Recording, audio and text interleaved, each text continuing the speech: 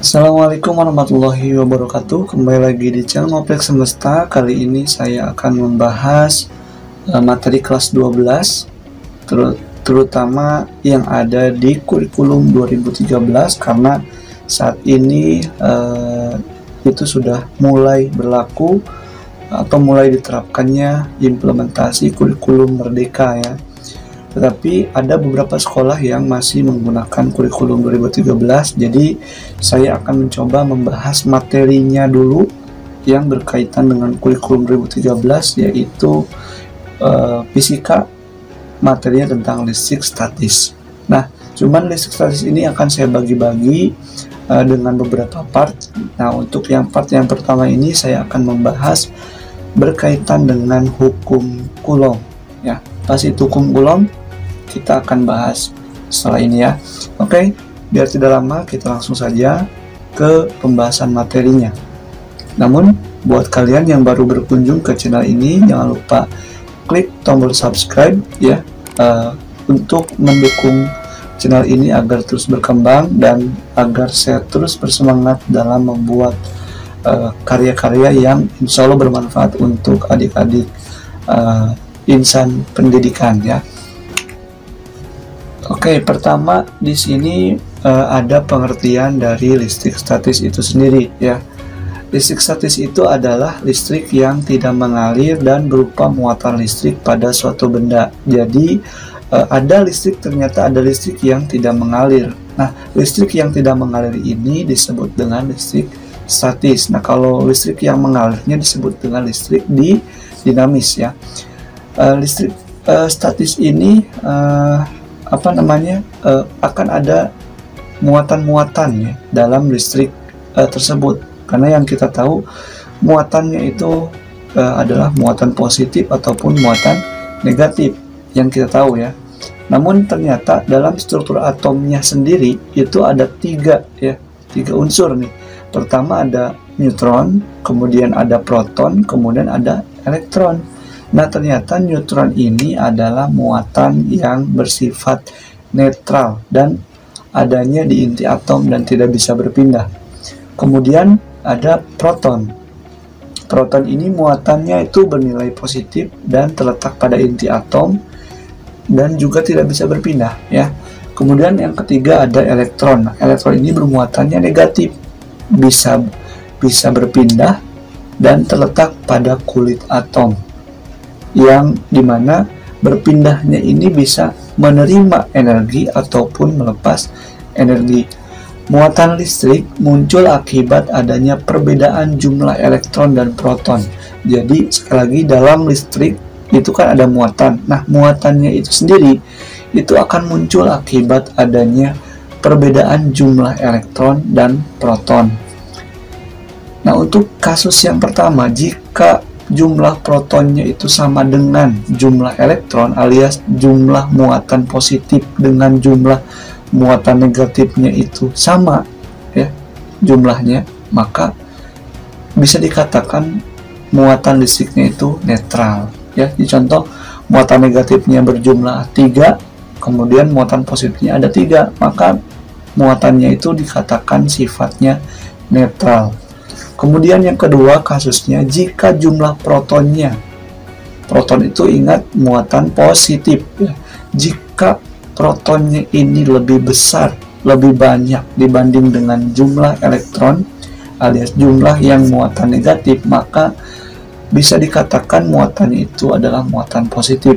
Kemudian jika elektron ini lebih besar dibanding dengan proton, ya ini kebalikannya, maka bendanya dikatakan muatannya negatif. Nah, muatan listrik dapat ditentukan menggunakan elektroskop. Ini semacam alat yang untuk mengukur muatan listrik, berapa banyak muatan listrik yang terkandung di dalam suatu listriknya itu ada berapa gitu muatannya, bisa diukur dengan menggunakan elektroskop gitu ya. Nah, hukum Coulomb sekarang ya. Interaksi benda itu interaksi benda yang bermuatan listrik itu ada dua. Pertama ada konduksi dan yang kedua ada induksi. Kalau konduksi ini proses perpindahan elektron benda ke benda lain dengan sentuhan. Jadi harus disentuh itu konduksi. Kalau induksi itu tanpa sentuhan. Nah, interaksi benda yang bermuatan listrik di atas terhadap benda netral akan mengubah muatan. Jadi contoh kalau misalkan ada muatan negatif, kemudian bersentuhan ataupun tanpa sentuhan dengan muatan netral, maka akan mengubah muatan yang tadinya netral ini bisa menjadi positif ataupun bisa menjadi negatif. Contoh kayak kaca dengan sutra. Nah, kaca dengan sutra itu akan menghasilkan muatan yang positif. Kemudian plastik atau ebonit dengan wol, maka akan bermuatan negatif gitu.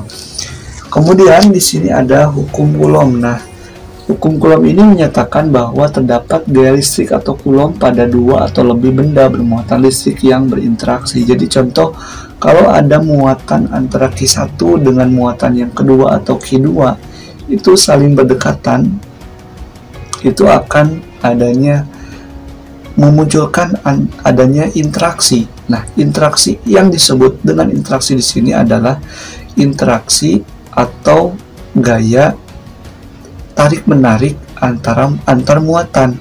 Nah, disebutlah dengan gaya listrik atau biasa disebut dengan gaya Coulomb. Sekali lagi, kalau ada muatan Q1 dengan Q2 saling berinteraksi dengan jarak tertentu, maka akan memunculkan interaksi tarik-menarik ataupun tolak-menolak.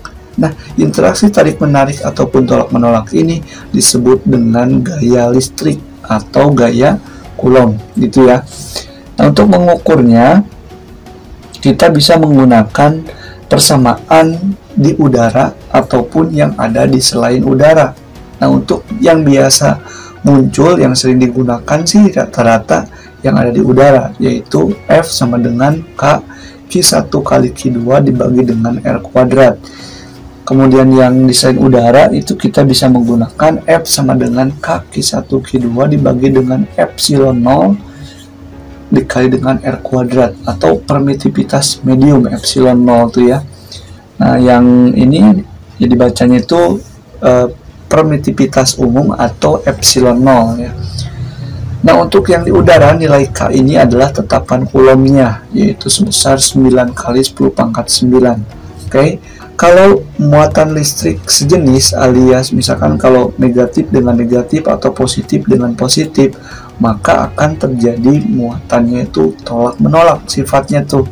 Kalau muatannya berbeda ya, akan terjadi tarik menarik. Jadi muatan negatif dengan positif akan tarik menarik. Kalau negatif dengan negatif tolak menolak. Oke. Nah, proses tolak menolak ini dan tarik menarik ini disebut dengan gaya apa tadi? Gaya listrik atau gaya Coulomb ya. Nah, untuk menghitung resultan gaya Coulomb-nya, kalau nanti akan ada resultan ya, itu kita gunakan 1, 2, dan 3. Nah, 1 itu berlaku ketika muatannya segaris, yaitu tinggal jumlahkan aja antara gaya yang pertama ditambah dengan gaya yang kedua dan seterusnya. Untuk muatannya yang membentuk sudut siku-siku itu akan kita gunakan persamaan F total sama dengan akar dari F12 kuadrat ditambah dengan F13 kuadrat.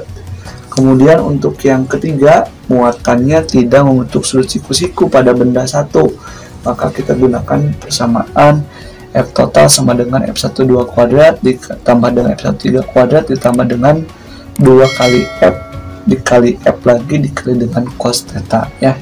Kita akan gunakan persamaan-persamaan ini di contoh soal ya. Nah, oke. Ini sudah ada contoh soal. Soal yang pertama ini tentang tentukan cara gaya Coulomb yang dialami benda A yang bermuatan negatif 5 mikrocoulomb. Ini muatannya adalah negatif 5 mikrocoulomb. Ingat, tanda negatif ini bukan berarti mempengaruhi perhitungan alias tidak menjadi pengurangan gitu, tetapi ini menandakan bahwa muatannya itu bernilai negatif gitu ya. Dan benda B nya itu muatannya adalah 8 mikrocoulomb dengan jarak antara muatan A dengan muatan B itu 5 meter. Oke, kita langsung aja. Karena ini ada dua benda, maka cukup mudah. FAB, kenapa FAB? Karena benda A dengan B ya. dikali dengan sama dengan Ki A dikali dengan Ki B per R kuadrat. Ini yang digunakan. Nilai K-nya itu tadi 9 kali 10 pangkat berapa? 9 ya. Nilai Ki-A-nya adalah min 5 mikrokulom. Nah, tanda minusnya itu nggak digunakan ya, tetapi langsung aja 5. Nah, cuman 5-nya itu mikrokulom kan. Jadi kalau untuk mikro ya, untuk mikro itu 10 pangkat min 6 ya, jadi ini harus dikali dengan 10 pangkat min 6 karena ukurannya mikro. Kalau mili ya, kalau mili itu 10 pangkat min 3 ya. Oke, jadi 5 kali 10 pangkat min 6. Nah, 10 pangkat min 6 itu adalah dari mikro ya. Oke, kemudian dikali dengan Ki B-nya adalah 8 dikali lagi dengan 10 pangkat min 6 per ya, ini adalah jaraknya 5 alias 5 kuadrat ya, sama dengan saya bisa coret gini, ini habis 2, asal bukan habis 2 nya bisa coret, kemudian yang 5 juga dicoret ya. 9 kali 8 itu kan 72 per 5 kan ya, masih ada 5 nya. 10 pangkat 9 itu tetap 10 pangkat 9 10 pangkat 9, kemudian 10 pangkat min 6 dikali dengan 10 pangkat min 6 kan jadinya dijumlahkan ya, berarti jadi min 12 ini ya. Ini di matematika ya, jadi semoga paham. 72 dibagi 5 itu adalah 14,4 dikali 10 pangkat 9 kurangi 12 adalah min 3, atau ini bisa juga dibuat kayak gini, 1,44 dikali 10 pangkat min 3, satuannya adalah Newton. Oh, bukan min 3, min 2 ya, karena komanya dipajukan ke depan jadi gini, dan min 3 nya berkurang jadi min 2 ini ya. Oke, kita lanjutkan ke soal yang kedua.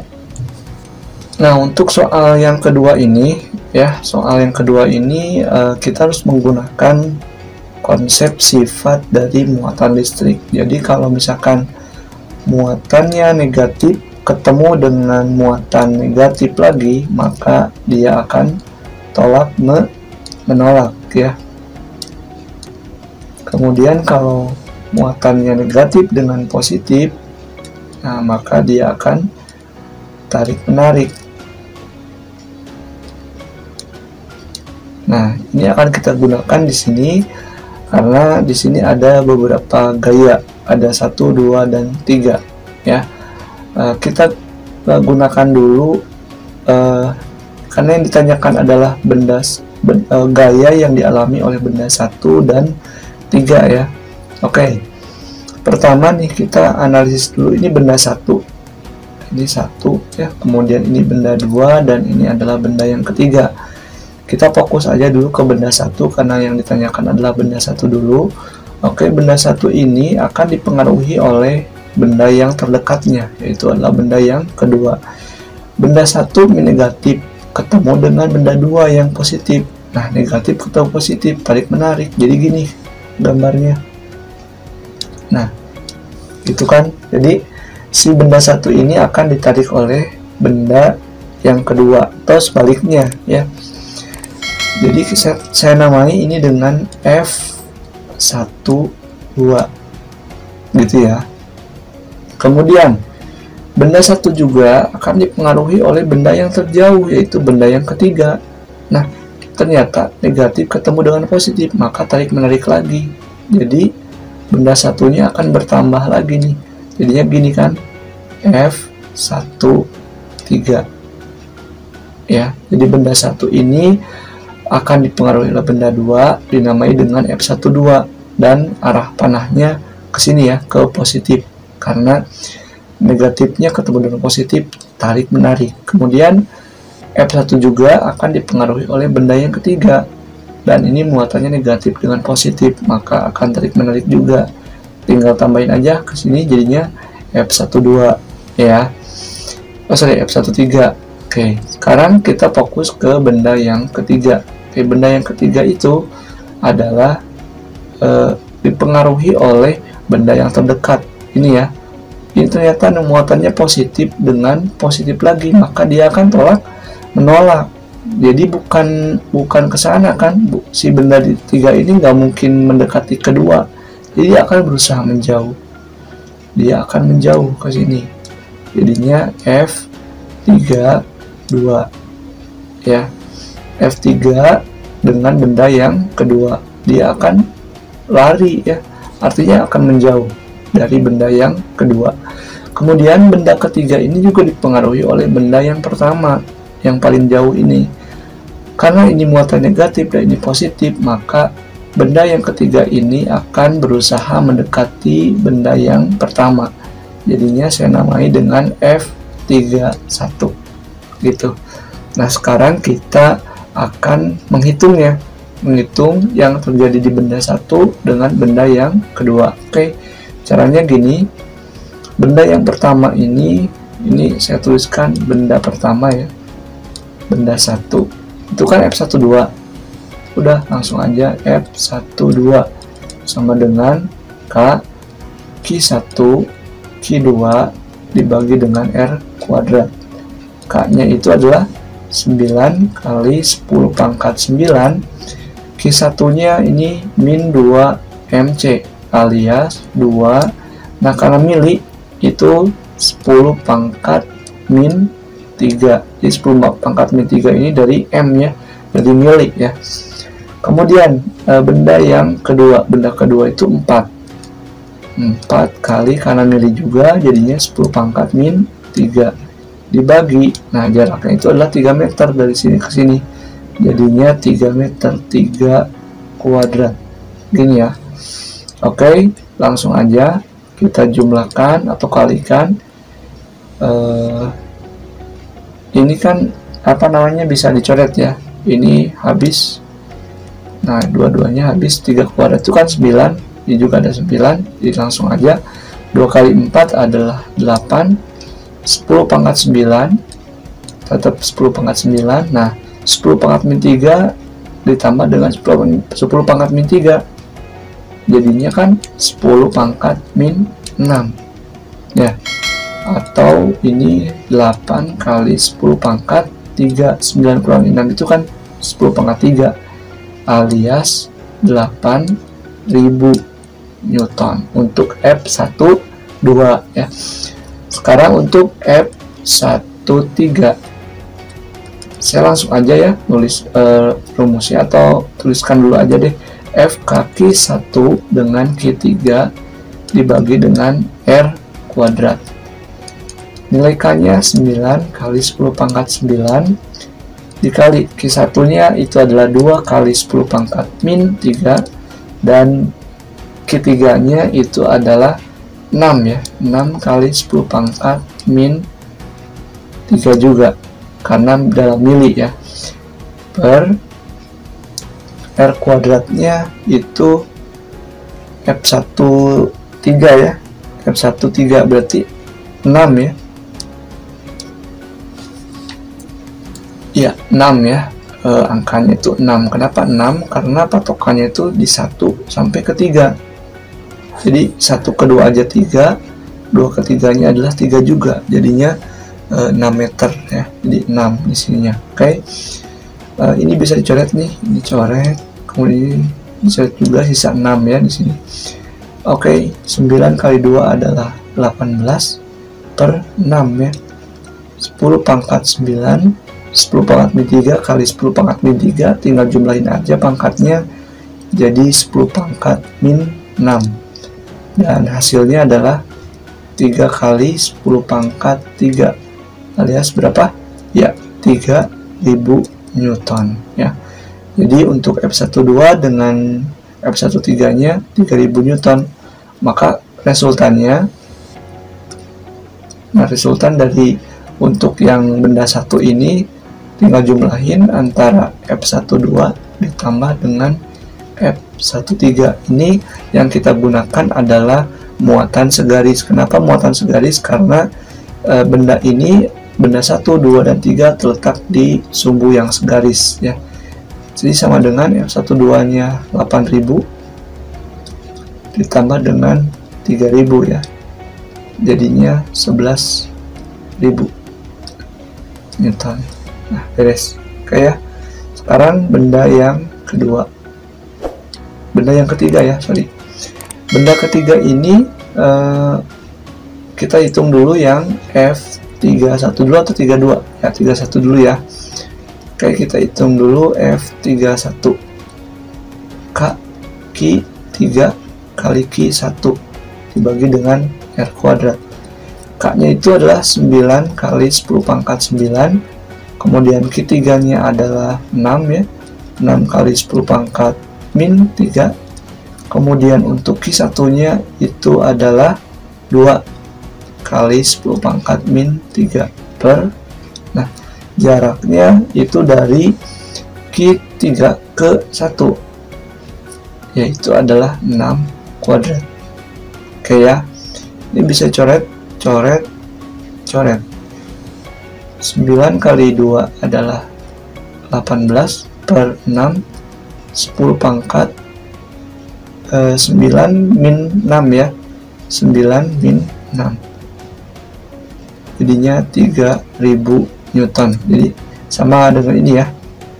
Kita lanjutkan untuk F32, jadinya Q3 dengan Q2 per R kuadrat. Nah, nilai K nya 9 kali 10 pangkat 9, kemudian nilai Q3 nya 6 kali 10 pangkat min 3, kemudian Q2 nya 4 ya, 4 kali 10 pangkat min 3 per, oh sorry, nggak apa-apa ya, R nya itu dari Q3 ke 2 yaitu adalah 3 ya, 3 kuadrat. Nah, ini bisa dicoret, jadi 6 kali 4 itu adalah 24 kali 10 pangkat 9 min 6 atau 24.000 Newton ya. Nah, karena ini kalau tadi kan sejajar nih, jadi F1 dengan F12 dengan F13 itu searah ya. Kalau ini saling berlawanan, jadi F32 nya ke kanan, F31 nya ke kiri. Nah, maka resultannya itu nilai yang paling besar yaitu adalah F32 dikurangi dengan F31 ya. Jadi 24.000 dikurangi dengan 3.000 berapa? 21.000 Newton gitu. Beres ya. Jadi jawabannya sekali lagi 21.000 ya. Kenapa ini dikurangi? Karena berlawanan ya. Ini yang satu ke kanan dan yang satu ke kiri, sedangkan yang ini tuh searah semuanya, ke kanan semua. Jadi kalau ini berlawanan makanya dikurangi, kalau ini searah makanya dijumlah. Itu dulu yang bisa sampaikan, mudah-mudahan bermanfaat ya. Nanti akan saya bahas lagi beberapa soal, namun bukan di pertemuan yang sekarang karena waktu juga terlalu padatnya atau nanti terlalu panjang waktunya. Jadi biar tidak jenuh juga, nanti saya akan bahas beberapa soal tentang hukum Coulomb ini ya. Semoga nanti bisa membantu. Jadi jangan lupa, biar tidak ketinggalan dengan video-video selanjutnya, silahkan nyalakan lonceng notifikasinya. Oke. Nah, cukup sekian yang bisa saya sampaikan. Mudah-mudahan sekali lagi bermanfaat untuk kita semua. Dan jangan lupa sekali lagi untuk klik tombol subscribe dan nyalakan lonceng notifikasinya agar tidak ketinggalan video-video pembahasan soal fisika selanjutnya. Oke, sekali lagi terima kasih. Assalamualaikum warahmatullahi wabarakatuh.